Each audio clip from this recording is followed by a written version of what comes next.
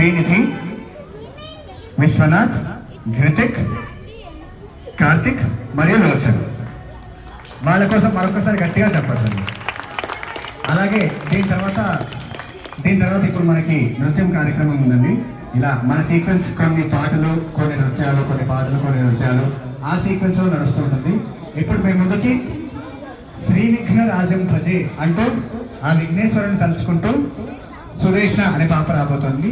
తను నాట్యం చేసే ముందు ఒక చిన్న నేను చెప్పదలుచుకున్న విషయం ఏంటంటే, మన అకాడమీలోనే ఒక స్టూడెంట్ విష్ణు అని చెప్పి ఒక అతను ఉన్నారండి, ఒక చిన్న పిల్లాడు. వాళ్ళ అమ్మగారికి పాపం ఒంట్లో బాగాలేక కొంచెం సీరియస్గా ఉన్నారు. వాళ్ళు పాపం చాలా ఆ కష్టంలో ఉన్నారు. ఇవాళ ఒక్కసారి మనందరం కూడా ఈ పాప వాళ్ళు ఏం కాదు, ఈ బాబు వాళ్ళమ్మ కొంచెం వాళ్ళందరూ వీళ్ళమ్మగా మంచిగా కోరుకోవాలి. ఆ విఘ్నేశ్వర దయ వీళ్ళ మీద వీళ్ళ ఫ్యామిలీ మీద ఉండి ఆవిడ తిరిగి నెక్స్ట్ ఎప్పుడు ఆవిడ ప్రోగ్రామ్స్కి వస్తూ ఎంతో యాక్టివ్గా ఉండేవారు. కొంచెం ఆవిడకి హెల్త్ బాగాలేదు. ఇప్పుడు వీళ్ళమ్మగారు కొంచెం కోలుకొని హెల్త్ బాగుండి చక్కగా నెక్స్ట్ టైం మళ్ళీ మనందరితోటి కూడా ఆవిడ కలిసి ప్రోగ్రామ్ చేసి మనందరినీ, ఆవిడ చాలా యాక్టివ్ మనిషి అండి, నాకు తెలుసు ఆవిడ చాలా యాక్టివ్గా ఉంటారు. నెక్స్ట్ టైం ఆవిడ తిరిగి వచ్చి మనందరితో ఎంతో యాక్టివ్గా ఉండాలని మన మనసారా ఆ విఘ్నేశ్వరికి ఒక్కసారి ప్రార్థించుకుందాం. మనసారా ఆ స్వామిని తలుచుకుంటే ఆ స్వామి మనకంటూ ఇవ్వకుండా ఏమీ ఉండడండి. ఆయన్ని స్మరించుకుంటే ఆయన విద్య అయినా ఇస్తాడు, ఆరోగ్యమైనా ఇస్తాడు, చదువైనా నృత్యమైనా ఏదైనా ఆయన మనకి మనసారా తలుచుకుంటే మాత్రం ఖచ్చితంగా ప్రసాదిస్తాడండి. ఇప్పుడు మనం సంగీత కార్యక్రమం చూసాము, నృత్యం చేయడానికి రాబోతుంది.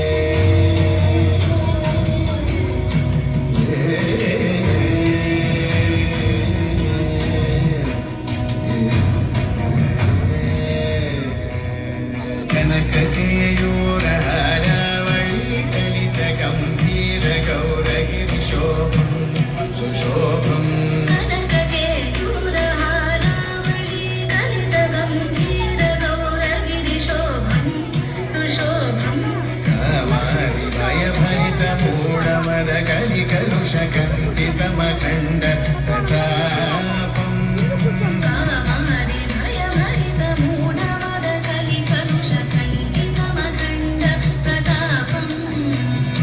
జనక సుఖనారణ పదంజలి పరాశర మదంగ ముని సంగ సలా